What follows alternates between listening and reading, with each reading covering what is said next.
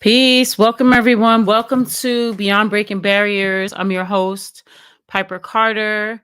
I hope you guys can hear me. If you hear me, please say peace in the chat.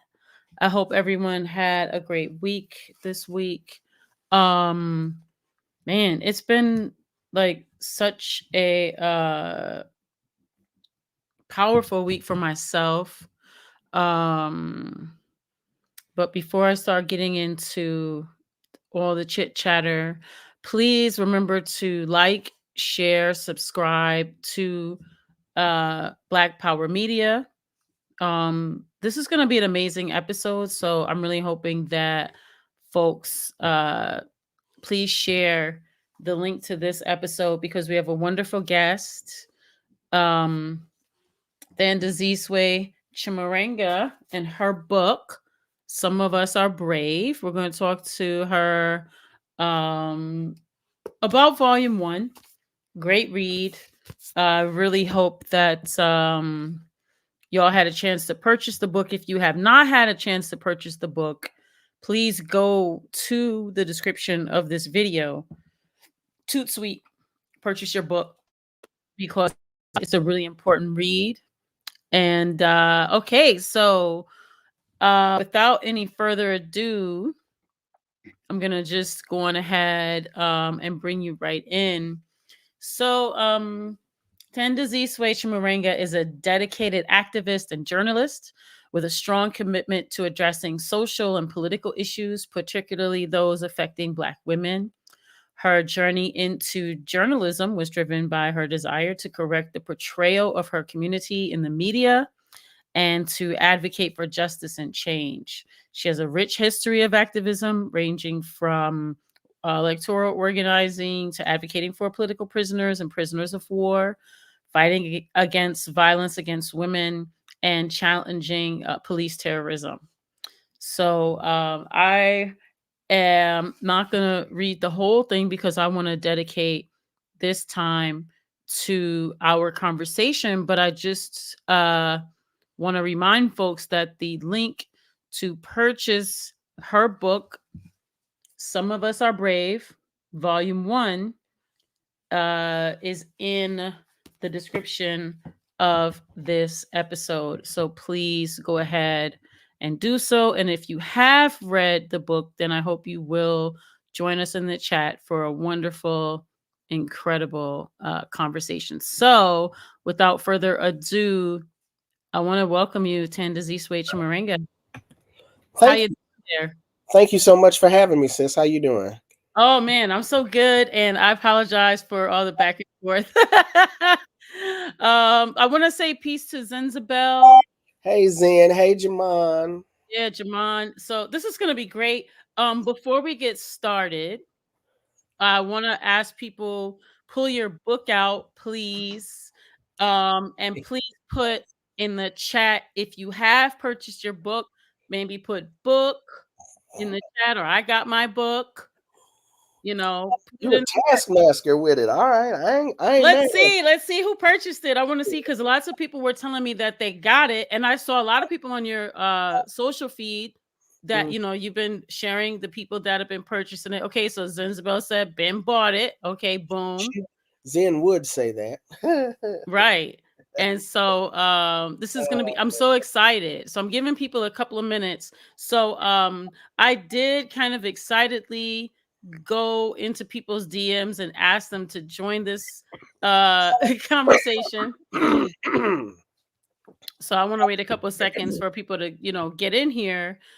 Just before we start, once again, remember, like, share, subscribe to Black Power Media. But most importantly, go into the description of this video because there's a link to purchase the book, and also to keep up with our guest on all the socials. And yeah, so peace to everyone in the chat. And so let's do this. I know that you're very world renowned and all this kind of thing. World renowned? Okay, calm down. My head. but for those who have like never heard of you, or this is their first time, encountering you, can you just give us maybe like a bio or information that you wouldn't mind sharing with us? How about this? What information are you looking for, sis? So yeah, so we've established that you write. We've established that, you're an advocate. Maybe tell us about a couple of the projects that you've done before. Maybe I think a really interesting project is your writings around Oscar Grant. So Mm. maybe tell us something, about that. We could start there. So, I'm not sure if you mentioned it in the bio, but yeah, when I send out my bio to people, I tell them that I came into journalism by way of activism. I was actually destined to do media work. I didn't realize it until I actually started analyzing it, but I came into media and journalism in particular by way of activism because I saw how media was always getting our stories wrong. And I also saw the power of narrative. I saw the power of what happens when they get it wrong and the power of what happens when they get it right. And so, based on that, I mentioned it in the book how I got involved with KPFK radio. And from there, I got involved with the news at KPFK radio and Free Speech Radio News. And that led me to the Los Angeles Watts Times newspaper. And January 1st, 2009, Oscar Grant was murdered in Oakland on the subway, Oakland subway, the BART, Bay Area Rapid Transit. And I had been at the, excuse me, that's my dog, had been at the LA Watts Times for about a year and a half, 2 years. They would eventually go under. I was let go just before they went under, but I picked up freelance work. I was hired to report on the trial because it had been moved. The officer who murdered Oscar Grant, Johannes Meserly, they found that it was murder, that he needed to stand trial, and it was going to be moved from Oakland to Los Angeles. And so I ended up covering that trial for Bay Area publications. It was the first time I had sat in a trial from beginning to end, and it affected me greatly. And I decided to write a book on that experience. So I had the transcripts from every single day of court, and I wrote the book, No Doubt, The Murders of Oscar Grant, in February of 2014. So next year will be the 10-year anniversary. We're trying to figure out now what we're going to do regarding that. But yeah, the cop was found. He was a cop. He, even though he quit not long after Oscar Grant's murder, so that he would not have to say to internal investigators what he was thinking, what was going on with him on the night of the murder, he was still indicted. He was found guilty of involuntary manslaughter, sentenced to 2 years in prison. Uh, excuse me, I believe. Yeah, he was sentenced to 2 years for involuntary manslaughter. Ended up doing 11 months because of good time credits, and walked out of LA County Jail. And we haven't heard from him since. We believe he has changed his name. There are people in the Bay Area who still do a Johannes Meserly watch. We hear from him every now and then.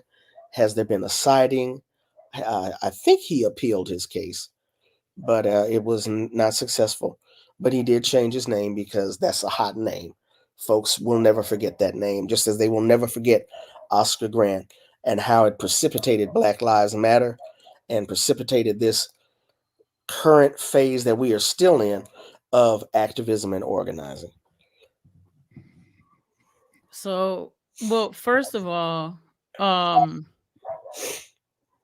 as a activist organizer, one of the hardest, at least for me, parts is like is it like the not winning? Is that the way you put it? Or like when you Mhm. work on something and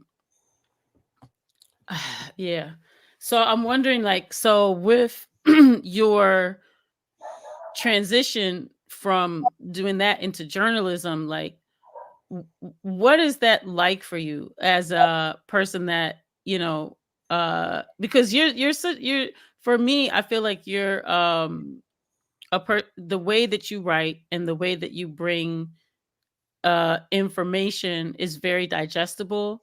Mhm. And so I do know a lot of people who identify as journalists or writers, and I'll just say they're very different than you. But you're you're like not like a writer. I don't know, it's hard to explain. Your writing's really great, but I want to just say, like, what is that like for you? Because a lot of writers that I know of, like personally, they're not like quote unquote like in the street, if that makes sense. Like their thing is like they write, and that's fair. Everybody has their lane. But I'm wondering what that's like for you, like being a person who, made that kind of transition. I don't know if I made the transition. Did I? Did I make a transition? Yeah, because I think, there's writing and then there's like being a writer. I say that because I got into KPFK because I didn't hear myself reflected on the radio. So when I write, I try to write in a conversational way. I also try to make it vivid. Like the first chapter. Now, again, this is 2009 at the time. I don't do this anymore. I no longer share, I try not to share videos of black people, Africans, new Africans being brutalized by white supremacy. I was part of that whole, you got to raise awareness. We ain't got to do all of that. That's trauma porn. I don't partake of that anymore. But at the time, when Oscar Grant was murdered, I, like so many other people, had never seen anything like that before. Not even with, Rodney King. So I tried to write the first chapter of my book in such a way that if you had never seen the video of Oscar Grant's murder, then you have just now seen the video of Oscar Grant's murder. But like I said, I no longer share videos of stuff like that. But I do hope to write in an evocative style, um, a style that's going to take you there, and a style that is conversational and easily digestible. Because really, and we can get into the reasons why at some other time, but American journalism talks about the fact that the reading public here in this country barely gets between a fourth and eighth grade. Barely reads above a fourth and eighth grade level. Some people have now taken it down to sixth grade level. And if you spend as much time on social media like I do, then they write. So I try to keep it as simple as possible. Yeah, I mean, and just to be honest, I just this past week I went to Alabama. I visited the Legacy Museum and the lynching memorial. You I down don't in know, Montgomery? in Montgomery. Mm-hmm. And it was super powerful. I mean, I spent a week trying to recoup from just I'll the bet. the energy and crying and all of that. And but on the way there to prepare, I did a lot of like extra reading just around, Louds County stuff, just a whole bunch of extra readings.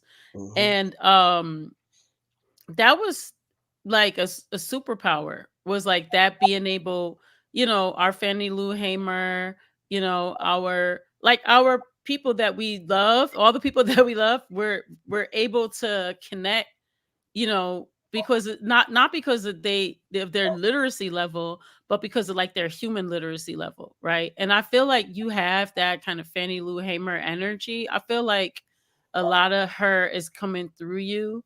Mm. That's what uh, she resonates through you to me Mm-hmm. a lot, Mm-hmm. and I appreciate that because a lot of times you're reading things and words are words.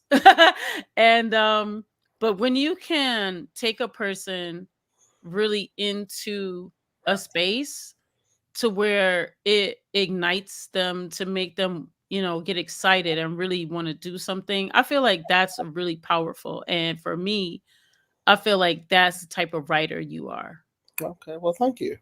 Yeah, no, That thank means you. I'm effective, and that's what I want to be. So thank you for that. Yeah, it's very Now, effective. the book, Some of Us Are Brave, I don't know how much of that is actual writing. Right. That's me transcribing the interviews. that I've conducted over the years. So yeah. Yeah, yeah. But I guess also too, so with this book, so moving into this book, it Mhm. is different and it is a departure, like you said, from writing, but it is strong journalism. Mhm. And so can you talk about um like journalism, like you talk a lot about the type of journalism we need, so I'm wondering if you could speak a bit about that, like your thoughts around the kind of journalism we need, especially in this moment. Yeah, because going from 2006 to here, which what is that? 17 years? There have been shifts that I have lived through, that I have seen, that we have all seen if we paid attention. And there's even now a thing called movement journalism, whereas American journalism promotes the myth of objectivity. It promotes you, keeping you, the journalist, out of the story. Now, there are ways that, of course, you can simply do straight reporting, just the facts, which is what people want, need, and deserve. But how does this affect you? Because even though you're a journalist, you are still a consumer, you are still a quote unquote citizen.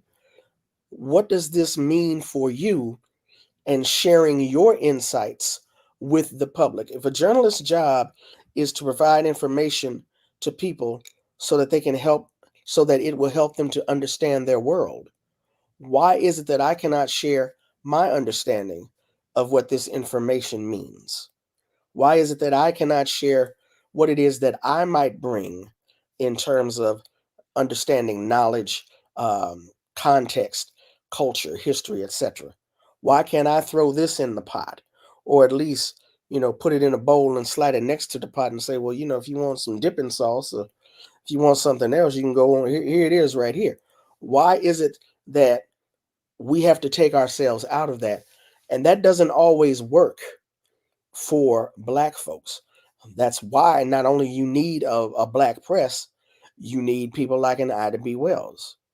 I remember that there was Hakeem Adabuti, formerly known as Don L.E. He wrote a book in the early 70s. If it wasn't Plan to Planet, maybe it was that one. He did so many books: Enemies, Clash of Races, and from Plan to Planet. But one of the questions he asked was, where are the Black educators who have been educated Blackly? And when I first came across the Black Commentator, which was the predecessor to Black Agenda Report, I believe it was only Bruce Dixon and Glenn Ford at the time. I'm not sure if Margaret Kimberly was there. But when I first came across that, I was like, oh my God, I found Black journalists who've been educated Blackly in a Black journalistic tradition, that are going to provide you with the facts, provide you with the truth, that are going to explain to you what this means for you in this space and time and what can be done about it. BPM is in that same tradition. We have to critique. We don't need to go overboard with it, but we have to critique. We have to analyze, what is this that has been placed in front of us? What does it mean? Where did it come from? Who did it come from? What we going to do about it? And all of these are what I believe are necessary constitutive parts of a Black journalism or a Black media. And that we're not always going to get them from mainstream traditional media, but because of the various shifts that have been happening on planet Earth in the last since 2006, we're seeing more and more of that breakthrough. More and more, you've got now nonprofit newsrooms. You've got, because of the shifts in the industry and the upheavals in journalism, where there was so much consolidation going on, and newsrooms were being cut to enhance the bottom line of shareholders, bringing in business people to run newspapers as opposed to journalists who cared about the information as well as the other journalists. You got newsrooms now that have been founded and staffed by former journalists or journalists who used to be in the mainstream. and the profit margin is not their guiding light. It's nonprofit journalism. It's movement journalism. So there's a competition going on in terms of ideas and hegemony. They're not going to compete on the same level as corporate mainstream media because of their size, their volume, the number of eyeballs they have looking at them. But they are absolutely competing, just like Black Power Medium. We're competing because we have come forth and said this is an alternative. Do we have the same numbers as a Roland Martin or MSNBC? No. Hopefully, at some point, we will get that way. But at the same time, we have particular numbers, and that's what we seek to provide to the folks who are down with us. And so, speaking of that part, when you talk about like, so talk about your publisher and why you chose your publisher. I'm mad at my publisher right now, so I don't know if Uh you oh. publisher. That was the wrong question, sis. Okay, my bad. Okay. I love the brother. I appreciate him. Feroz Manji with Daraja Press, based in Canada. Mm-hmm. Feroz is a long time activist. I believe if it was not 2021, it was 2020. He won a major prestigious award, the Nicholas Gillen Award, named after the Cuban poet. Before Daraja Press, or in league with Daraja Press, he's been publishing African internationalist literature for years. But Some of Us Are Brave, Volume 1, got a goo gob of errors in it. And I'm like, bruh, you killing me. You're killing me with these errors. Can we please get these errors out the book? Because you're not supposed to judge a book by its cover. Yeah, okay, but still, yes, the book is substantive. Yes, the book has information I believe that people will appreciate and find informative and find beneficial. But I think it should be presented to you in a particular way, also, in a way that's respectful of you. I'm not just going to here, read this. I want it to be Mm-hmm. presented to you nicely, which means free of errors. So, Mm-hmm. Mm-hmm. Mm-hmm. so me and him battling right now. You know, it's interesting. I choose to work in Black spaces, Yeah. and often there are lots of challenges in working in Black spaces around business and the way we do it. And so I don't know if that's a thing. but but possibly. Well, okay, so and then I want to like name the elephant in the room. So Beyond Okay. Breaking Barriers is my podcast I do on Mondays that's dedicated to women in hip hop. And it Hmm. was funny because when I asked you to be on the podcast, you were like, sis, I'm not doing hip hop. But but I guess for me, Not like I'm not gonna do that. I can't stand it. I'm like I don't do hip hop. I'm just. yeah. But I guess for me, and it's my orientation to all of this, Hmm. um, and looking at the elements of hip hop, for me, journalism and the type of journalism that you do for me fits squarely into what we would call the knowledge element or the culture of Okay. hip hop. And so for me, this is that. And Mm.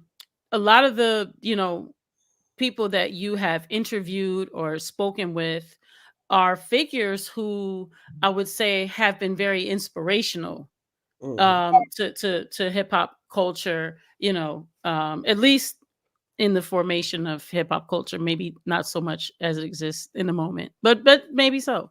Um and so yeah, just wanted to name that. And then so that's for the people who are like, hey, I thought this was a women in hip hop show. It is. And this is what some women in hip hop like to talk about is reading first of all about other women who have written about other women who have been very instrumental in our culture. So let's talk about. Somebody over. What happened? Somebody over in the chat talking stuff, talking smack. Oh yeah, no, I ignored them. But A so let's talk BPFK is about the usually cool. Yeah, let's talk about the idea of the book, because the concept of this book, because like you mentioned before, it's not necessarily writing per se. So help us understand, what is the concept of Some of Us Are Brave? So, Some of Us Are Brave, what we're discussing, it was a radio program that aired on KPFK, that's Pacifica, in Los Angeles from 2003 till 2011. And it was a group of women who came together, answered a call to lobby for a space on air. Now, again, this is 2003. This is before YouTube, even, right? Before, not so much before the internet, but before the access that the internet exploded with in terms of being able to broadcast yourself. I think there was, what was it called? It was some internet radio 365. I don't know, a bunch of stuff, but it's terrestrial radio, 100,000 watts. And the call was put out by a sister by the name of Iyatunde Folayan, Latrice Dixon, who's from Detroit, actually.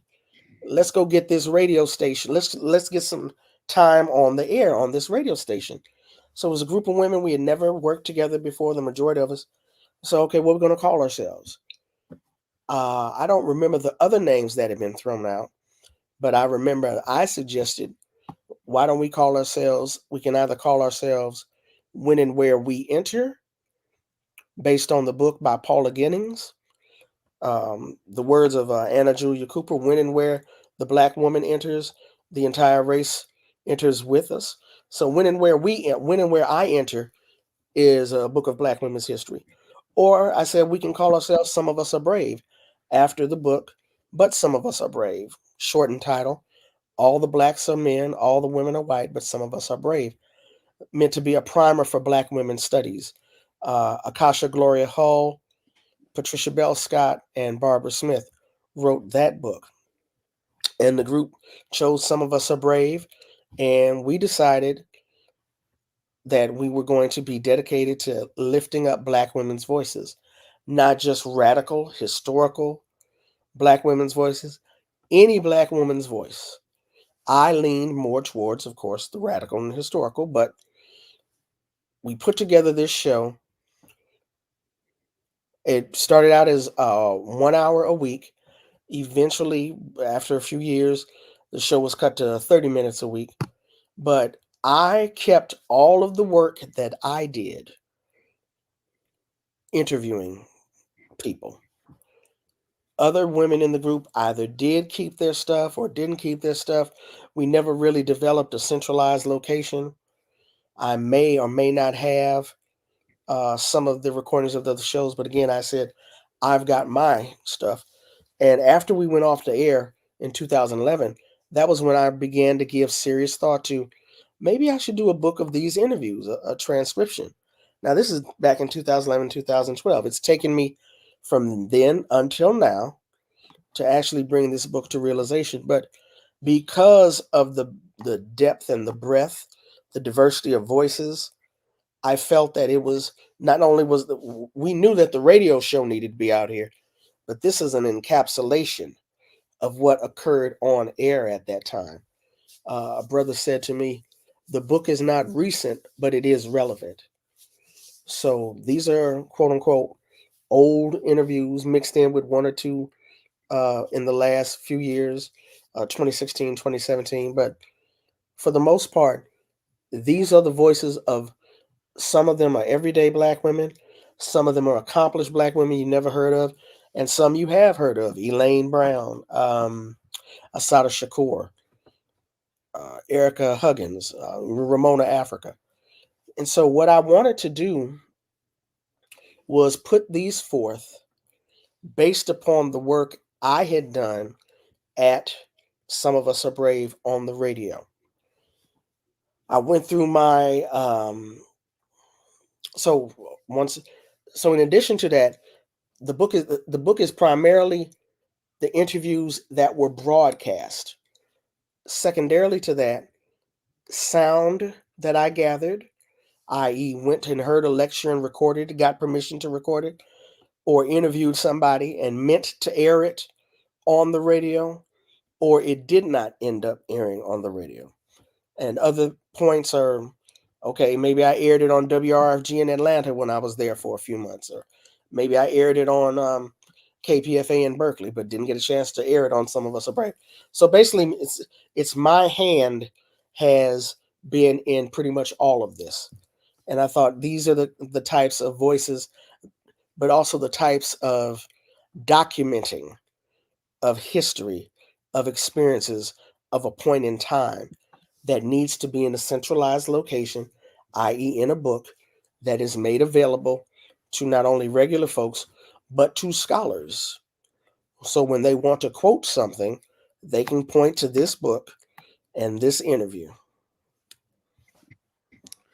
And so, I guess for me, where I see maybe like a central theme is like the intersection of Black feminism and hmm I guess it's not Black liberation movement, but then there are different voices in there of people who I'm not really sure would like quote unquote self-identify as like Black liberation.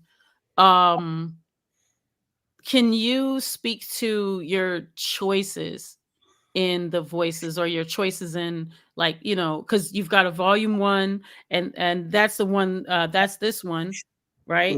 With And all then the errors. right, and then volume 2 is coming out in January. Um and there are, like you said, the breadth of women is huge. And I appreciate it because um I love Sonia Sanchez, I love Kathleen Cleaver, Mhm, but Ava DuVernay is a very different, politically different mhm, voice mhm. right in there. You've got the ancestor Ruby D, rise in power.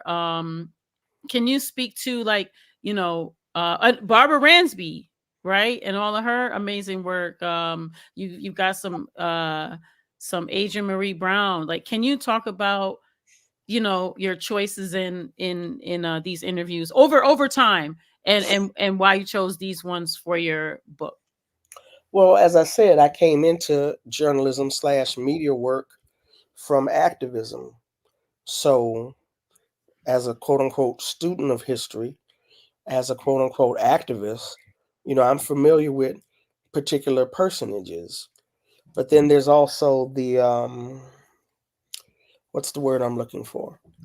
So in addition to being, a consumer of media, a consumer of history, being an activist, and basically knowing who's out there, there are other things that I know. Like for example, I I say I knew Ava DuVernay because she's so big now she don't remember me. But no, I know Ava DuVernay, so I was able to call her up and have her come in. Specifically, since we dealing with women in hip hop, this was around the time when she had the done that film. My mic sounds nice. Women in hip hop, and we've been trying for a while, we mean consumers, how do we get a copy of this? It's not available on DVD. She did it for BET, and BET is not selling past shows on their website. And it's like, come on, we need this, yo.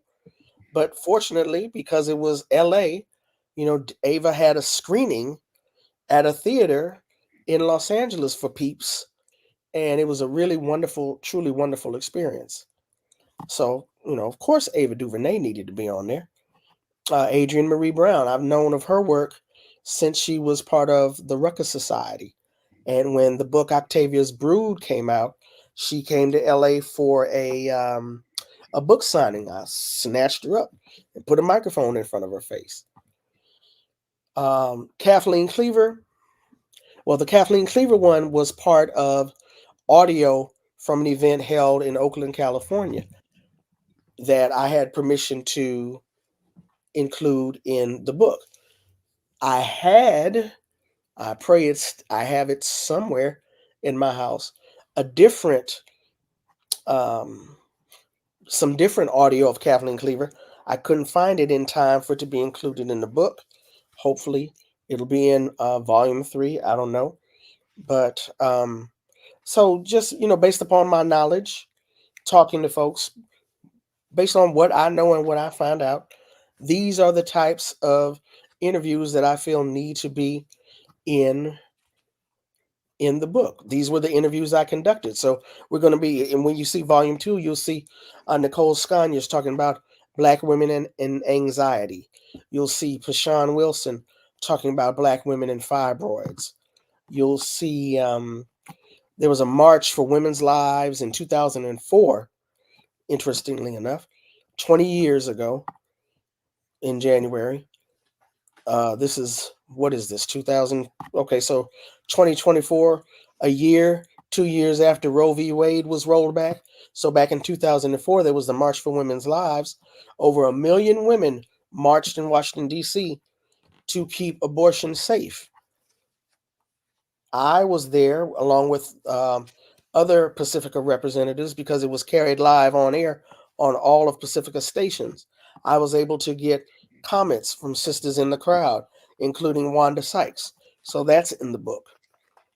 So, So, another thing that I really love about this is that so you're a black woman interviewing black women, and many of the black women that you're interviewing are talking about black women. And I love this. yeah. Can you is was that an intentional theme, or is that just something that black women do and it kind of just showed up in that way? Well, again, the whole point of Some of Us Are Brave was to center Black women, their voices, their experiences.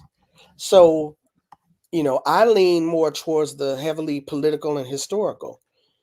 If you a sister that's just into basket weaving, you were welcome to either be on the air as a guest, or if you were part of the group, you could produce a show and be the host talking about that as your passion, basket weaving. Now, at the time, now that's in theory. At the time, I was like, I don't hear about no basket weaving. Let me get Ramona Africa up in here, But so, in the spirit of it, in theory, every Black woman is welcome. Every Black woman's experience is valid. Mm-hmm. And so I was just looking at, so you've got Ayana Jameson, um, who's the founder of the Octavia E. Butler Legacy Network, right? So Hmm. you speaking with her, you speaking with Barbara Ransby on Ella Baker, where she's talking, she did great work on Ella Baker. Carol Boyce Davies is a professor, right? And is on Claudia Jones. And so these are like, for me, really pivotal pieces because, you know, um, hearing Black women who study Black women speak about Black women is very different. Um, I'll just put a period there. Oh, there's a my memory. I'm at that age where I can't really remember stuff. I should stop claiming that. I'm just trying to keep it real, as we say. There was, I don't remember which, there was a historical society. I'm not saying it's the Organization of American Historians. Brother Jamon might know, I don't know. But it was somebody out there who was not honoring Black women historians about the books that they wrote on Black women and Black history because it was felt that we wouldn't be quote unquote objective enough or professional enough or scholarly enough. This was years ago. I want to say, I don't, everything is a blur. I don't know. Nell Irvin Painter's name comes, I don't Darlene Clark Hine, University of Michigan. Somebody got dissed and they should not have been dissed. But the point being was that not only can we be quote unquote objective, not only can we be scholarly, not only can we be professional, we ain't got to be scholarly, we ain't got to be objective, and we ain't got to be professional. to tell our stories. Our stories need to be told, and we need to get them told. Period. Yeah, period. That's what the kids say, period. Yeah. Mhm. So I mean, I want to so even so let's say this interview, right? So Evelyn C. White is the author of Alice Walker, A Life Change for Black Women in Abusive Relationships, editor of the women's health book Speaking for Ourselves, and a co-author of the photography book The African Americans. Her writing has been anthologized widely and has appeared in numerous publications. So, the following presentation at the African American Museum and Library at Oakland was recorded on February 16th, 2005. Can you speak about speaking with her? So this was right at the time when her biography of Alice Walker dropped. And she gave a presentation in Oakland along with a Q&A. I was in Oakland at the time. I asked for permission. They gave it, allowing me to record the talk. One of the things that is not in the book, unfortunately, because the book started out, it was like 400 pages. And the publisher was like, we're going to have to cut this into two because this is getting ridiculous. So the Q&A part is cut from the book. So I'm telling you about something that's not in the book, but it's still a gem that I want to pass on because these are the kinds of things, these background stories. But she's talking about what led to her writing the book. And in her presentation, she focused on the color purple. And one of the things that was brought up in Q&A, she talked about how she needed to meet with Oprah Winfrey. Oprah was so busy and they was hit and miss, hit and miss. Finally, I think Oprah's people got back to her and said, you got 20 minutes. And Evelyn White said when she went in there and started talking to Oprah, she didn't leave until 3 hours later. Because Oprah, and I think a lot of people who follow Color Purple and what it has meant to Black women, I think folks know Oprah. Just, she talks about how this has been so influential, how it has changed her life, what that book and that experience meant to her. So of course she talked about I don't know if you know the story about the fat farm, but she had been trying to lose weight. She got the part for Sophia, and Steven Spielberg told her, "Get off that fat farm. Stop trying to lose weight." She says she left the fat farm and went and got some ice cream, something to that effect. But so that was, one part. Like I said, the Q&A was left off. So you get to hear an author talking about not only their writing process, but what they felt as they're doing this work and providing you with gems also. So I didn't interview Evelyn White. She was speaking on the book just like Barbara Ransby. I didn't interview Barbara Ransby. She was speaking on her book in Atlanta, Georgia. I got permission. It's the transcript of that address is in the book. And you find so many gems when people are speaking in public. I'm like this neat, and I had planned to air it, on air, didn't get to it, but I had the audio, had permission. I was like, this needs to be placed here where people can get to it. So, this is cool. So, now I wanted to go here to Shirley Joe Finney. So, I don't know if people know Shirley Joe Finney. I'm gonna tell you a quick story. When I was about 4, I was in a film with that starred Denzel Washington, Cicely Mhm, Tyson, and Shirley Joe Finney, and it mhm. was about Wilma Rudolph, and I played Wilma Rudolph.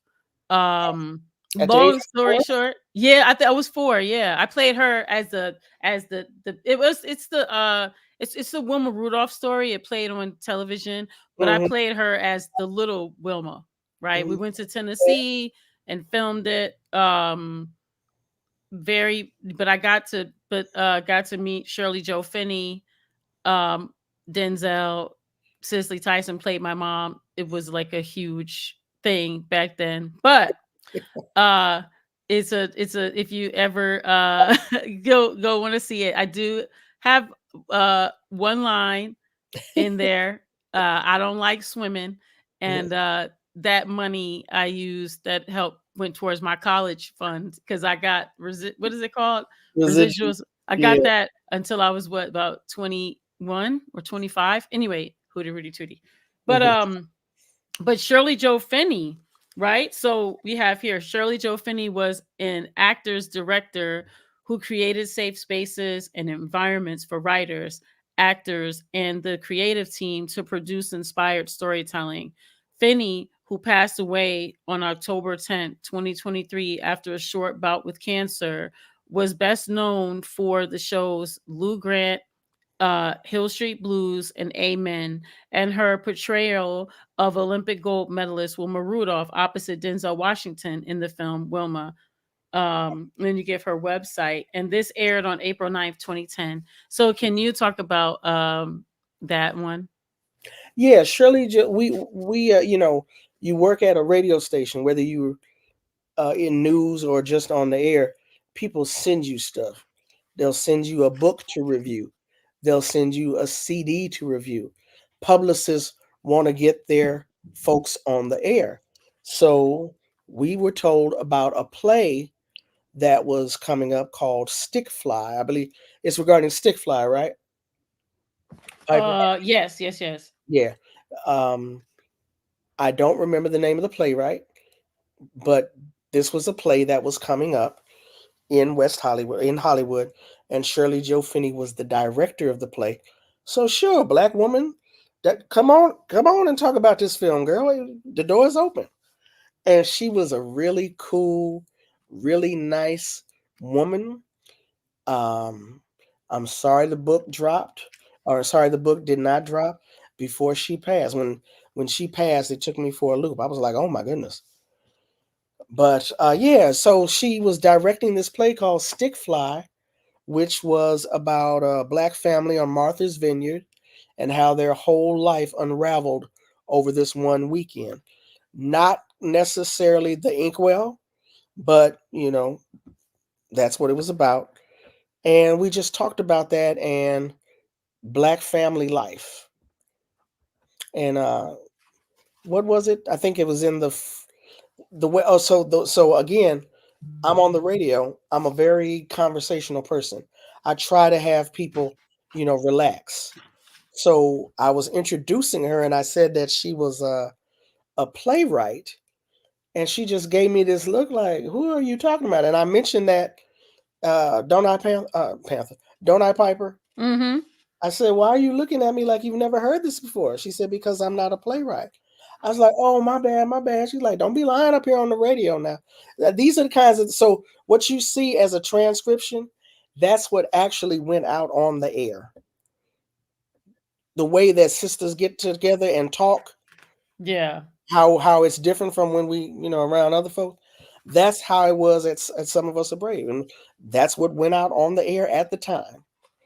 It wasn't no hot mics. We were doing these things on purpose. How when we get together, we say things that we wouldn't say to other people. We talk about things that we wouldn't talk about with other folks around. That was what Some of Us Are Brave was designed to do, to be that safe and empowering space. So she was like, "Yeah, don't be having people up here looking at me crazy and lying on the red." I was like, "I'm sorry, ma'am, and I'm sorry if I offended any other playwrights by calling you a playwright." We laugh. If you look throughout the book, there are different certain interviews you'll see in brackets. It'll say laughter. It's because I want you to read it again as if you're there. This is my voice. If you BPM, if you know what my voice is like, you're reading my. So many people told me I hear your voice when I'm reading the book, right? But I want the part that you thought was funny. We thought it was funny too, and that's why we want. That's why I want to make sure it said let you know laughter. Yeah, speaking of laughter, well, maybe I have a certain sense of humor. But so so the way the book is so you give like a I want to say maybe like an intro of the person, and Hmm. then you kind of give like, either like the transcription, right? Hmm. So I wanted to And, just read and footnotes, and footnotes and no footnotes and footnotes. footnotes. So I wanted to just read a little bit, just a little bit, not too much, because I want people to get this book, but I wanted to read just a little bit, just so they could get a little taste. So Okay. here you, so this one is Sharon L. Grain on Mary Ellen. Is it Mamie Pleasant or She Mamie Pleasant? she used mammy. I've seen nanny elsewhere, but Mm-hmm. every reference I saw regarding Sharon Rain in this work, she Yeah. referred to her as also mammy. So we So it kept. says playwright Sharon L. Grain founded the Playhouse Theater Players in 1993.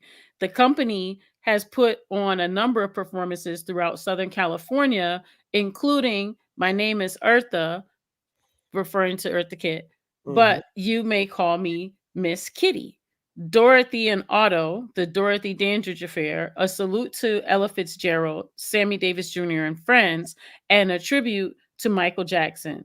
And it gives her website, right? So then here, you kind of give a kind of overview. So you say, she has been called everything from a blackmailer to the mother of civil rights. She has been described as tall, dark, and thin, short, fair, and full, with one blue and one brown eye. Photos that were taken of her are claimed to be a Hawaiian queen who had her picture taken at the time and in the same studio as Mary Ellen Pleasant. However, most agree that she was a formidable presence, even though there is no real agreement as to where she was born or who her parents were, and if she was born as a free slave or born into slavery. One thing we can be certain: Mary Ellen Pleasant has made an impressive mark on African American history.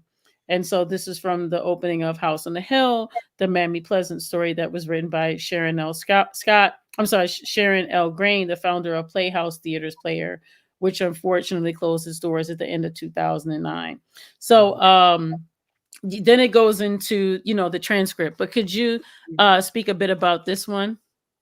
So Mary Ellen Pleasant, some people called her Nanny Pleasant, some people called her Mamie Pleasant, was based in the Bay Area of California.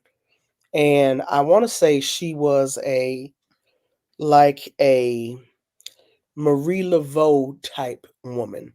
Now, what I mean by that, Marie Laveau, who was known as the Voodoo Queen of New Orleans, her actual vocation was as a hairdresser. Now, they say, my mama would be like, they say, and I'd be like, Mama, who are the they? Who are these people you talking about? I don't know who these people are, but they say that Marie Laveau would get information from her clients regarding various business dealings, and she would be able to make moves based upon the information she was privy to. The same thing happened in terms of Mary Ellen Pleasant, although she was not a hairdresser. I forget exactly what her vocation was, but she would keep company with white businessmen and provide them counsel. They would, break her off with some info. She, make a move here, make a move there, amassed a lot of wealth. And she was one of the women who, this is in the turn, well, at some point it becomes the turn of the century. Around the turn of the century or in the late 1800s, she was one of the women or one of the people who sued for Black people to have greater representation in civil rights in Northern California. But now, prior to that, word on the street is she sent John Brown some money to get some guns to go do his thing. And according to Sharon L. Grain, because Sharon Grain said she was reading this book and didn't understand why she didn't know who this woman was who had amassed such a fortune and was sending money to John Brown. So that's why she ended up doing this play. She said that she would go through the South, and you can again see the actual transcription, the words that were uttered on the air at the time that the interview aired. She dressed as like a jockey, but she was a very fair skinned Black woman. But as Sharon Grain says, we know each other. So when this jockey was coming through the plantations, all the black folks like, hey, it's a sister. Whereas the other folks didn't know that she was black. And Mary Ellen was able to talk to people and in essence help to recruit a couple of folks, or at least put the word out about what John Brown was trying to do. But that is the actual words that Sharon talked about. We know us when we see us.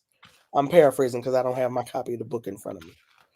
But again, she refers to a particular book that talks about the fact that Mary Pleasant had amassed something like $30 million in the late 1800s. And I was like, I'm sorry, you said $30? She said, no, ma'am, $30 million. I can't imagine $30 million today, let alone 18 something. So these are the kind of conversations we would have. And at a certain point, she she doesn't perform in the play, to my knowledge, but at a certain point in the interview, you see where she took on the persona or the voice of Mary Ellen to make a point in the interview. So that those are the types of things that you will find in the book. Some of us are brave. Fascinating. Okay, now this is the last one I'm going to ask you about specifically the book. Then I'm going to ask you some other questions because I want people to buy this book. But I wanted to kind of tease people on like what's in the book. You know what I mean? So let's just so Aminata Umoja, Hmm. um a revolution without women ain't happening. Can Hmm. you talk about that one? That was a presentation that Aminata gave in Birmingham, Alabama in 1993. At the time she gave the presentation, it blew my mind. I thought other people needed to hear it. I played it on the radio, got the transcription, and put it in the book. And incidentally, I played that audio for BPM audiences. Uh, was it in August? If it wasn't in August, it may have been in August during our what I did call the Black August Study and Struggle sessions. But anyway, go to Black Power Media and look up Rootwork and check the past shows, and you will be able to hear the audio, or just buy the book and you will see the transcription. But basically, Aminata was talking about the fact that Black women have a history of fighting against sexism, organizing as women for quote unquote women's issues, and that we don't need to be afraid of being labeled as feminists. There's a fear there because it's been used against us by patriarchy.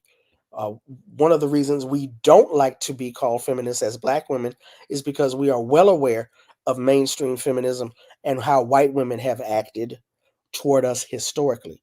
But there's also a concern that we are seen as traitors to the Black community and to the Black movement. And so Aminata's presentation gives a history of Black women fighting against sexism within the Black community, not just against racism and white supremacy. And she made this declarative statement. She said, we get um, we why did we stop organizing against sexism? Why did we stop organizing as women? Because we were afraid of being called feminists, because we were afraid of being called lesbians. She said, I don't care what you call me. I'm fighting for my freedom as a woman, and I'm fighting for my freedom as a new African.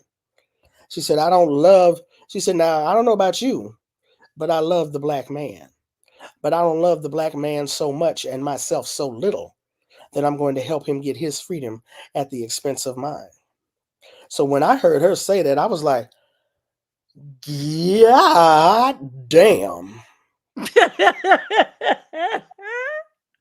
And I have remembered those words all this time. I don't care what you call me. I am fighting for my freedom.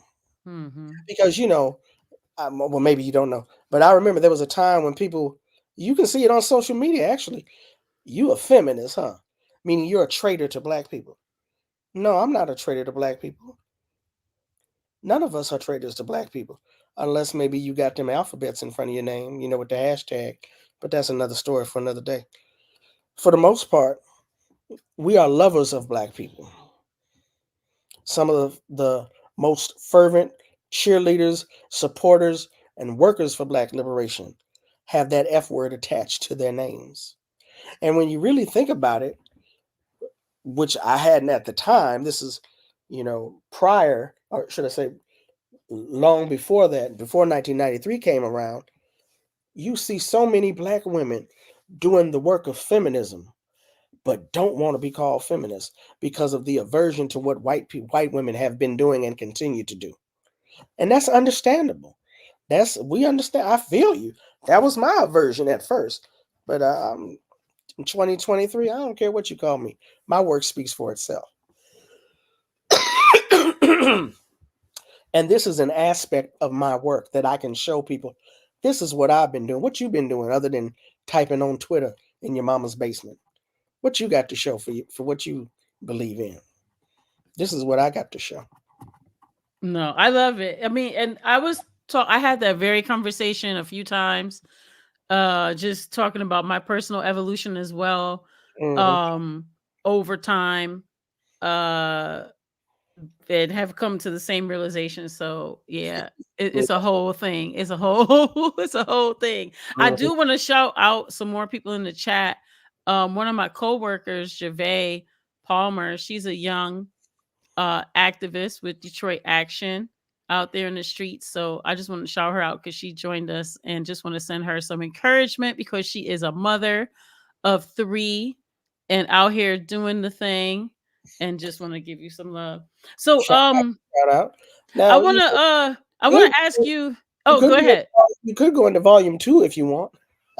Yeah, that's what I wanted to say. I wanted to go to volume 2. Hmm. Because so tell us the difference between volume 1 and volume 2. Uh, well, so volume 2 has got a small section on brothers on sisters. These are a couple of interviews where I had Black men come on, well, two at least, come on to Some of Us Are Brave to talk about the work they had done around Black women. So I have Professor Gerald Horn, who we know writes on everything. Somebody on Twitter said, Gerald Horn wake up in the morning, decide he's gonna write a book, and by dinner it's done. But one of his many books is on Shirley Graham Du Bois, not just the wife of W.B. Du Bois, but wife of W.B. Du Bois, activist in his own right. So I was asking him, what is it that this generation needs to know about Shirley Graham Du Bois? Why is this important? There's a brother by the name of Clayton LeBoeuf. That name, I hope I'm pronouncing it correctly, may sound familiar. If the name doesn't sound familiar, you saw him on The Wire as Orlando, the bar owner. You saw him on Homicide, Life on the Street, and a couple of other things. He is a co-founder with another brother by the name of Nnamdi Azikiwe in Baltimore, Maryland, of the Henrietta Vinton Davis Society, which seeks to raise up the example of this Black woman who was a Shakespearean actress, an elocutionist, and a member of the Garvey movement. And not only was she all of those things, she has no headstone where she's been buried, like some other sisters we know of. And so we were talking about what she meant in terms of why people need to know about her, and support for getting her a headstone. Um, so there's brothers on sisters. There's Black women's health is covered in volume 2.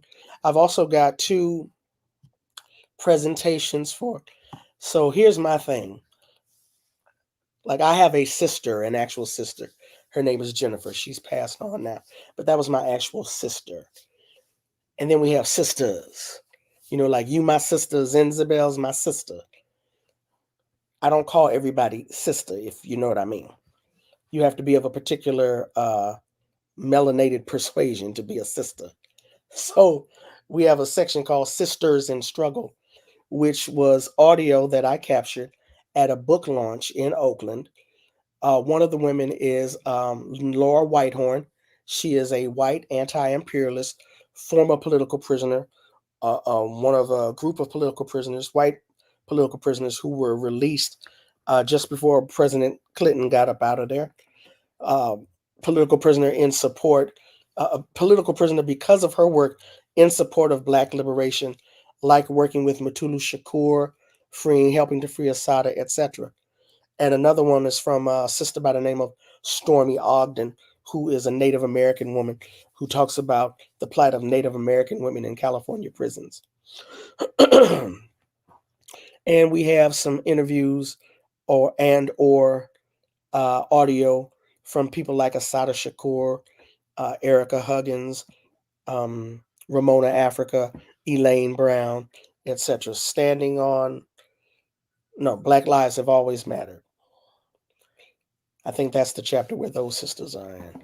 So those are the kinds of things that we deal with in volume 2.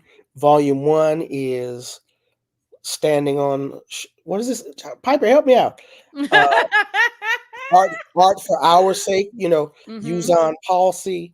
I got a snippet of Julie Dash in there, Medusa. Mm-hmm. That's where the Ava DuVernay Mm-hmm. interview is, Adrienne Marie Brown, where we're talking about art for our sake.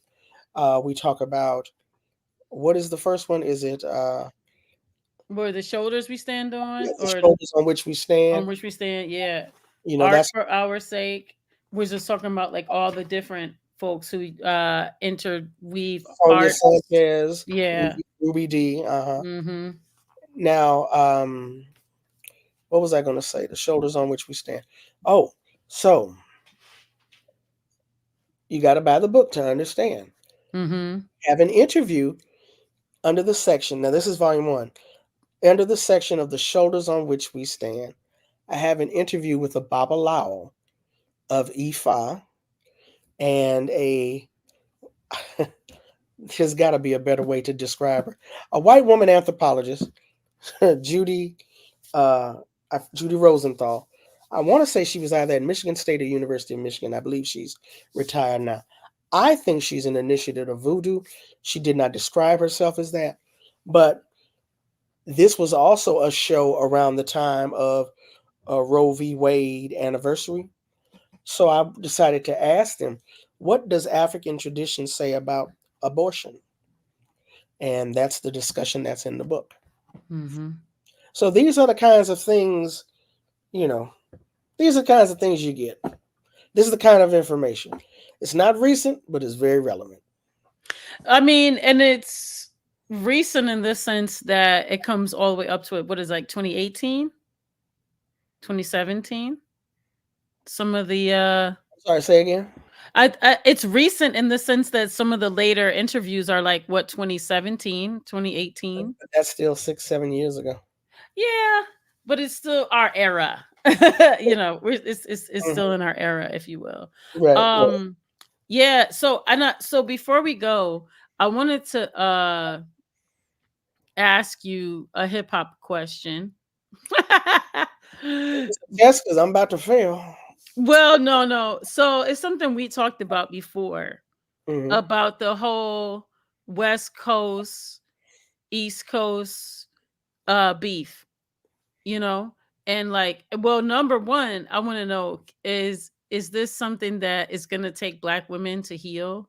But but I guess I wonder as well, what do you see in terms of like some of the differences in movement wise, uh like, when it comes to maybe LA or West Coast, as you see, like, across our movement? And when I say movement, I'm talking about like black liberation movement. Okay, well, what are the differences you're saying? Or some but I'd say differences, because I think, so for instance, a lot of us that are not from the West Coast, right, we look at uh LA and the West Coast as like the a sort of hotbed or center for black liberation, right? um I mean, there's, a lot of origin, there's a lot of there's just a difference, I would say, and even culturally, right? Like, there's a lot more, I would say, energy around black liberation. And it maybe when I know for you it's like, are you kidding me? And maybe it's because you You talking live about over there. LA? You talking about LA?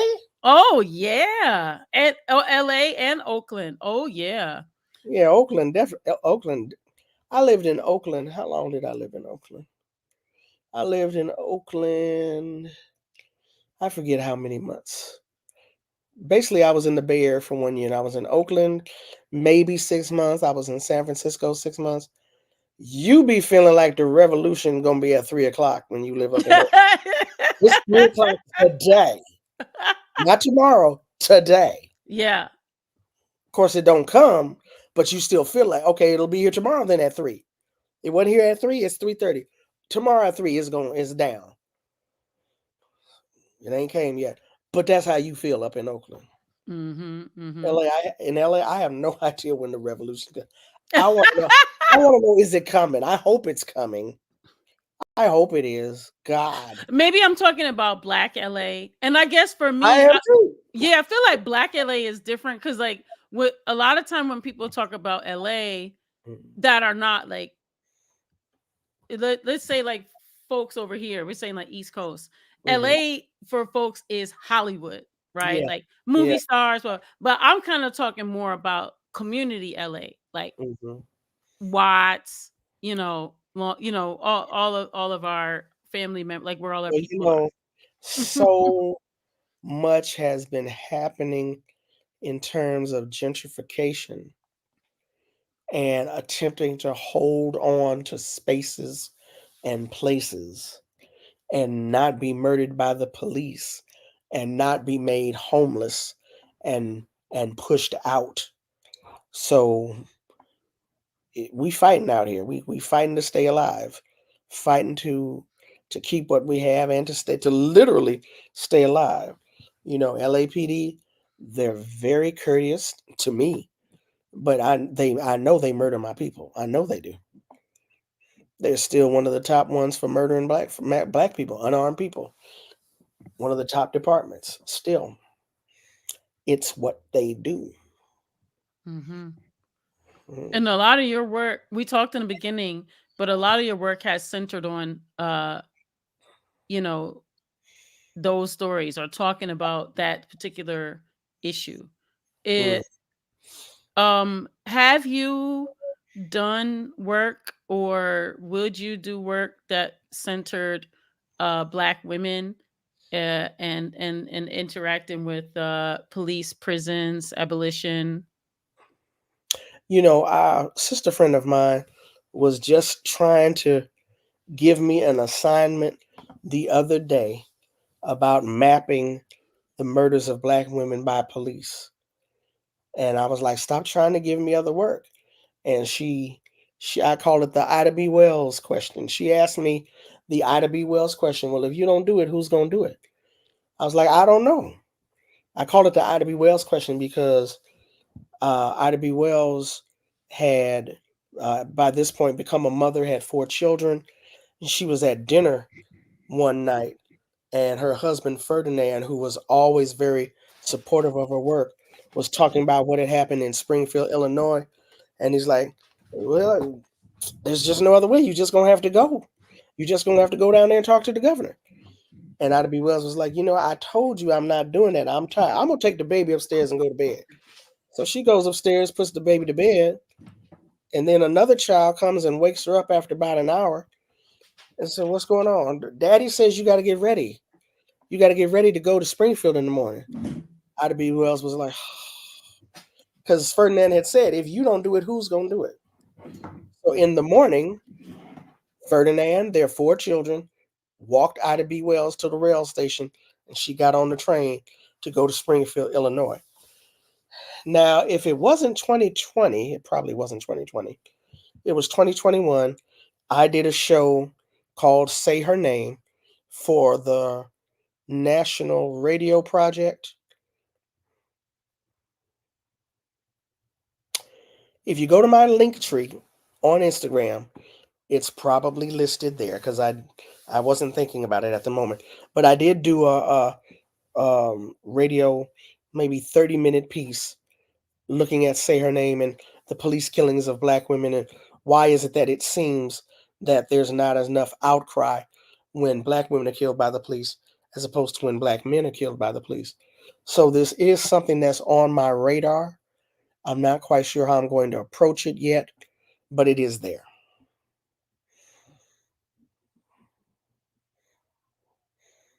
So, in other words, I might be taking up my sister friend's admonishment to do some work, or some more work, I should say, around black men, black women who have been murdered by police. And like I said, not quite sure how to frame it and figure it out just yet, but working on it. I think you're on mute.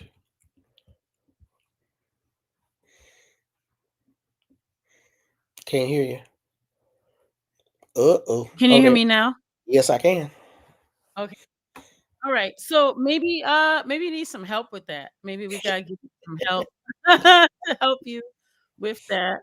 So I guess another question that I have is around man, there's so many questions I want to ask you because I know about your other book, but we gotta wait for the other book to come out that we can't talk about yet.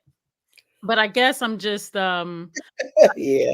no, I won't mention that, but I think I'm trying to think of how to phrase the question. So in looking at the ways in which you have um like uprooted and lifted up voices of women, some known, some unknown, some lesser known, um will there be a volume 3 for this? Volume 3 is probably going to be a combination of black women and other women interviews that I have done. Root work, before I brought it to Black Power Media, I was doing that as either uh, a low power station, a show on micro radio, low power station up in the Bay Area, and or I would fill in for a morning show on KPFK, and I would call it the Root Work Edition. So I've been toying with that idea for a while of getting down to the roots, not just getting down to the basics and roots of an issue, but also drawing on our cultural, spiritual traditions, which are very, very powerful and need to be utilized more in our struggle. So when I say root work, you know what I'm talking about because you're people from the South. You know what root Yeah, work Alabama. is. Stop acting like y'all don't know what I'm talking about when I say root work. You know what I'm talking about. Oh yeah. That's one of the reasons why I called it. Named the show that. So there are other interviews that will be a part of it for volume 3. Hopefully, no more volume 4. Mhm. The Mhm. other thing is that and I don't know how long you've been doing radio, but at a certain point, we all lose some important audio Mhm. when you're doing radio, when you're recording people. Mhm. So I had done a show on Some of Us Are Brave. This was around 2006 when the majority of these major demonstrations, particularly out of the West Coast, were happening around immigration, and it was predominantly Latino. Nothing wrong with that. But I did a show on looking at immigration through black women's eyes. Hey, it's Some of Us Are Brave, right? So Mhm. I was the moderator. I had a sister who was born here, but her people are Ghanaian. A sister who was born in Costa Rica of Jamaican parents, U.S. citizen. Another sister who was British by way of Jamaica, and another sister who was Liberian. I want to say she was born here and her people are Liberian. But either way, so we're looking at immigration through black women's eyes, and I called it The Groundings with My Sisters as a kind of tribute and a flip on Walter Rodney's The Groundings with My Brothers. And, the author of How Europe Underdeveloped Africa, Manning Marable, who wrote a book, How Capitalism Underdeveloped Black America, he's got a section in that book, The Groundings with His Sisters, talking about how capitalism affects black women. So I did this show, The Groundings with My Sisters. Can't find the audio. I found one CD of it and it was cracked. So I couldn't make a transcript of it. The point being was I had intended to include the transcript of that show in volume 1 and was going to call the book The Groundings with My Sisters. Ain't got the audio, couldn't include it. I was heartbroken. The publisher said, well, let's call the book Some of Us Are Brave after the show. I said, well, I wasn't the only one in Some of Us Are Brave. It was other sisters there. All of those women's work is not included in this book. They might feel some type of way about that. And the publisher said, let's be brave. He's Kenyan. Let's be brave. I said, all right, let's do that. Let's do it then. So that's how the other way the book came to be named. Some of Us Are Brave. So yeah, there's audio. I, I, I'm not going to claim that word lost. Temporarily misplaced in my house. Hopefully I can find that, get transcriptions, include that in the book, along with some of the more recent stuff that I'm doing, and that would probably be a volume 3. Mm-hmm, mm-hmm. And Zenzabel's asking about what other book we can't say on air, but just soon come, soon come. I haven't said anything on air because I don't have any type of promotional materials. It's a different publisher. I'm about to be feuding with him too. I'm just up here battling these brothers. I don't understand what the problem is, man. Working with black women, black women, black men. We got to stop fighting each other. But Yeah, yeah, yeah. Call Zanzibar. Call I got a Tandy. phone call to Is make. it?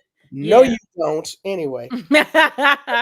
But so we only got a couple of minutes left, but Mhm, mhm, I definitely want to highlight, your we talked about it, you've shared with us, but I definitely want to highlight, your foray as an independent journalist, and just the importance of independent journalism, independent spaces. You talked about it a bit before. Yipper, but can we start over? No, But we can't start over. You better push that play button after we get up. right, you get the replay. But before we go, I wanted to get your take on, because we're here on Black Power Media, which is a form of sort of an independent Mhm. media, not necessarily because we are on YouTube. Hopefully we put all of these onto the website, but I guess you've been a part of various media outlets and things, and you have your own outlets that you're doing. Can you speak about just what is it to be a Black woman independent journalist? Because it's very, you're outside of the matrix, right? Like, you don't have a staff that's doing research for you. You don't have all of these sponsors that you have to be beholden to. It's just a very different existence than, let's say, fill in the blank, at journalist at MSNBC. at MSNBC, right? As someone on MSNBC, and very different than Roland Martin claims to be, Mhm. right? And so, can you speak about what it is, what this life is of yours? Freelance means freely unemployed, which is why can you? I've got my Venmo and my Cash App. What does it say? Dollar bills, y'all. Help a sister out. Now, when I did the Oscar Grant trial, the trial of Oscar Grant's murder, but Oscar was on trial. That's why we call it the Oscar Grant trial. This was 2009. Oh no, I do want that Joy-Ann Reid bag. I just don't want what I got to do to get it. 2000, well, late 2009, early 2010. It was crowdfunded. I came up with a budget of how much it would cost me to go to this trial, and people raised the money and paid me, and I reported back on the trial. The same thing happened in 2014. I decided that I needed to be in Detroit to cover the trial of Ted Wafer for the murder of Renisha McBride. Put the word out there. Folks donated. Dream Hampton had had a contact with what's the folk Color of Change. They hooked the sister up with the remainder of my money. I reported on it for their membership and other outlets, and was able to report on the trial. So grassroots, independent, meaning that I'm not going to censor my voice and leave out voices or facts or information that my community needs in order to make decisions, in order to make the best decisions for their lives, in order to have all of the information that they need. I'm not going to tailor my reporting so that uh, even Color of Change, I'm not going to tailor my reporting so that Color of Change is pleased, but that Piper Carter is not, or that Jamon Jordan is not, or that Yusef Bunchi Shakur is not. I'm going to tailor my reporting for the people on the ground. So, because I have been one of those people on the ground. In certain, depending on what day it is, I'm still that person on the ground, you know? This is the information that I want to hear, that I want to know about. So I try to stick to assignments and writing and outlets that will allow me to do that, which is not lucrative at all, at all, at all. Yeah, so Leah, let's talk about that just a little bit. So before you go, because I got to do my due diligence and let people know. Go into the description of this uh episode and please purchase the book if you have not already done so. Some of Us Are Brave, Let's just Volume up. 1. Look at sister up. Now, Yeah, I'm not gonna get the money right away. I'll get it next year with a royalty, but hook your sister up. but you did put your but in your name description you do Yes, have your Cash Cash App. App and Venmo. Hey, so that one you could do right away. So you can send a little something now, Mm-hmm. and then you can send get your book, which is an investment, Mm-hmm. right? This is an investment. Now I got to do my commercial. And this is a very honest commercial. Let me tell y'all something. I I read this book in a week. Mm-hmm. Okay? It took me a week to read this book. Um this is such a tool. Like this what I told Thandisizwe, this book is such a tool for like my personal arsenal as an activist, as a organizer, as a person who claims black liberation, who claims black feminism and all the things. Mm-hmm. I got volume 1. I'm very blessed. She sent me volume 2 to read, but guess what? I'm going to buy volume 2 as well. And we're going to bring you back on and talk about that again. I've been telling everybody I know. I texted and inboxed probably like over 150 people and told them you got to get this in your life. Mm-hmm. And Appreciate one you. Yes. I mean, I appreciate you because we talk about, we have always talked about, we complain about, we, dare I say the word bitch about, Yeah. that there's no, we don't have, we only learn about Rosa Parks, there's only a couple of black women that are talked about in schools. Listen, We learn this about. is Go ahead. I'm this sorry. is this is at a reading level Mm-hmm. for children and youth. And I mean that in a good way. Mm-hmm. That if I was 12 years old, 11 years old, 15, 16 years old, and I got this as a gift from one of my aunts and uncles, and I always got books as gifts because I grew up in an African center home.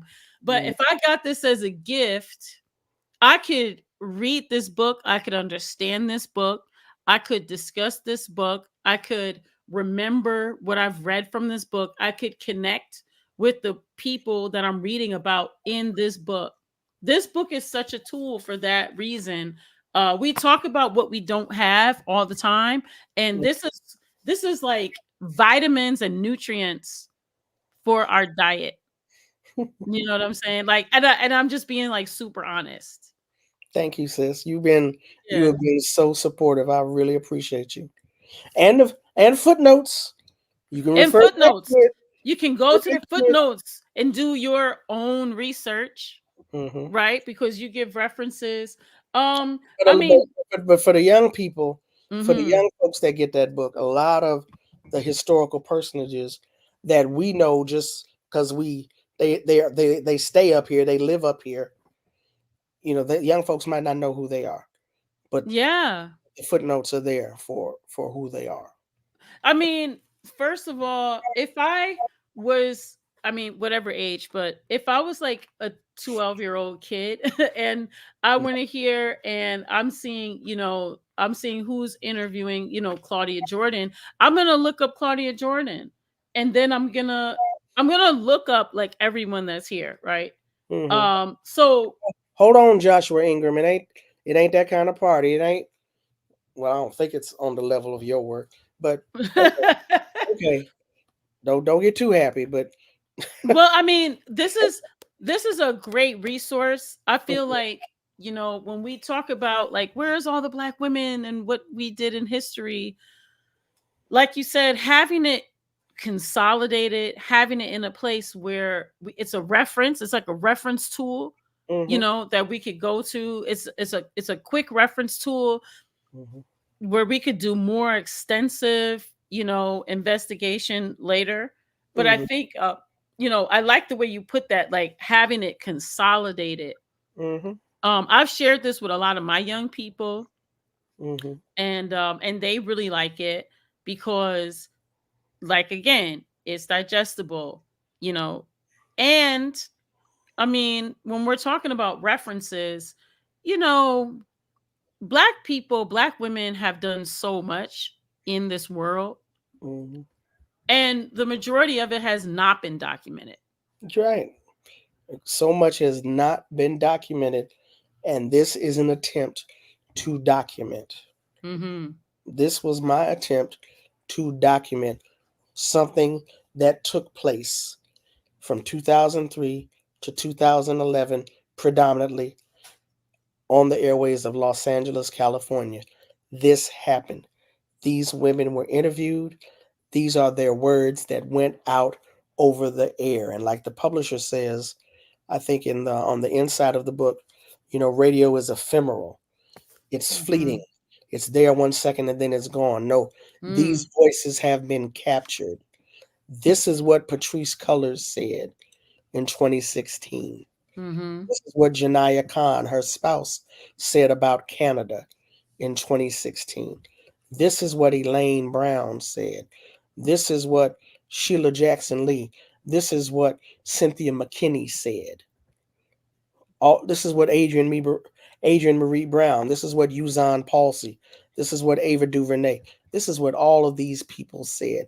This is what Medusa said when Johannes Mersley was found not guilty. This is what Julie Dash said when St. Clair Bourne passed away.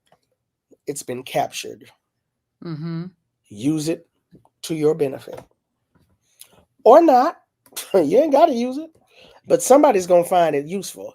I'm clear on that. Somebody out here in the world is gonna find this very, very useful.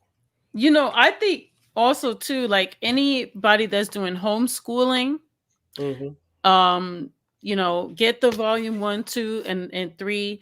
Also to anyone who you know is considers yourself part of the black liberation movement, I think is a very necessary tool, because we can't have enough books about black women talking about black women talking about black women. Hmm. Um and I think there's so many uses for it, just in everyday. If you're a journalist, if you're doing research, if shoot, if you're black, get this book. If you love black people, If you bees get this back. book. Get this book. If you love black people and you love black liberation, get this book. Hmm. I think it's just super, super valuable. I learned a lot. I Mm, feel like there are so many people in this book I never even heard of. So mm. thank you for that.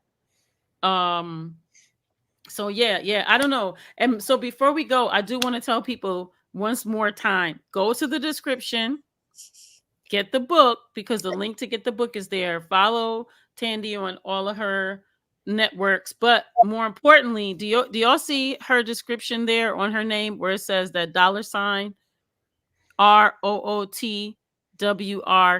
That's the Cash App. Go there Root immediately, worker. and Root Worker, Root and go work. there immediately and drop a little thank you there for her time, and check out more of her writings. And that other book that I can't talk about right now, I can't wait till that one comes out. Like, I'm burning in my seat. All right. So, Okay, wait till that book. Don't say nothing, but wait till that book comes out. all right, I ain't gonna It's say Yeah, that. don't say nothing. Wait till that book But comes as out. soon as it comes out, Piper gonna be among the Woo-wee. first. Piper's gonna be among the first to know. Of course, the Black Power Media family gonna be among the first to know.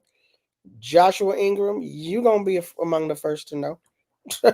But listen, when that book drops, we need to have a Black Power Media book reading party Mm, for that book mm. and discussion party, because that book is gonna blow everything open in a good way. And Oh, it's Anyway, I'm gonna stop talking about it. But anyway, so get the Some of Us Are Brave though, because you need this for your family library. Is a very necessary for your family volume library. 1 and 2. Volume 1 and 2. Volume 1 and volume 2. Also, too, when 2 drops in January, right? Mm-hmm. So we got to bring you back. We talk Okay. about those interviews because we got to keep promoting. We got to keep selling these books. Got to sell these books, y'all. You know what I'm saying? This is independent media. We want to support our beloved sister here.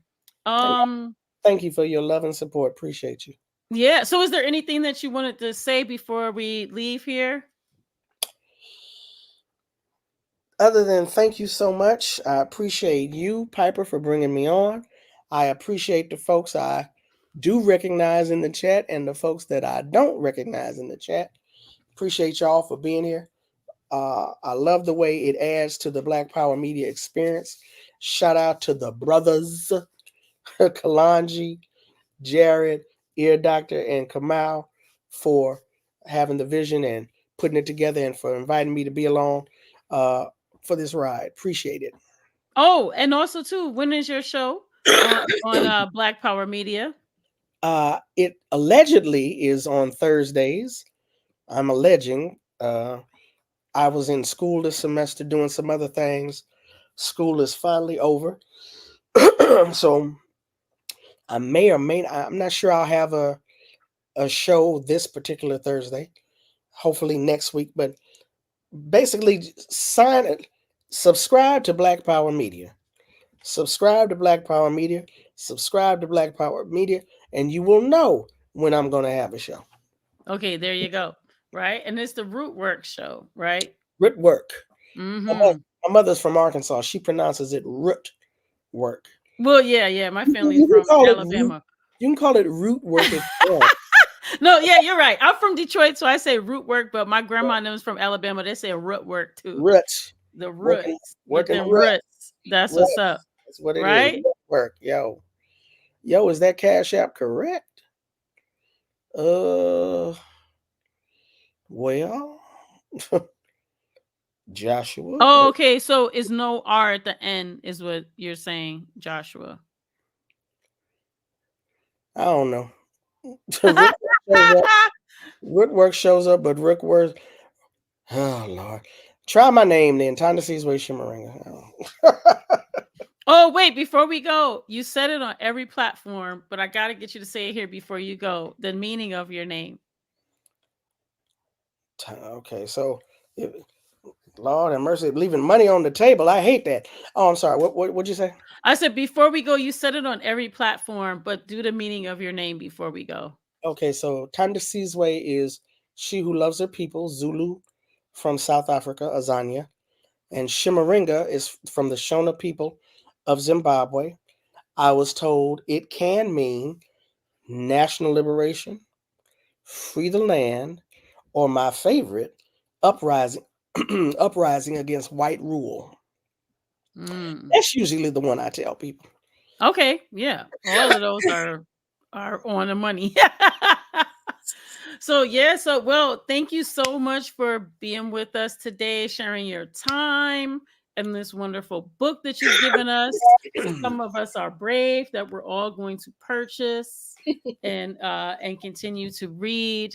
Um and thank you to all the Black Power Media ecosystem, everyone in the chat. Appreciate y'all for stopping by, and everyone in the chat who purchased the book and also stopped by to say what's up. Please like, share, subscribe, share this episode, tell people to buy the book because they need it in their life. And we're going to see you right here again on Black Power Media's YouTube channel at 8 p.m. Eastern time, which is 5 p.m. Pacific time. Thank you for that. Mhm. And yeah, so see y'all next week. Peace. Thanks so much, Piper. Appreciate you, sis. Mm-hmm.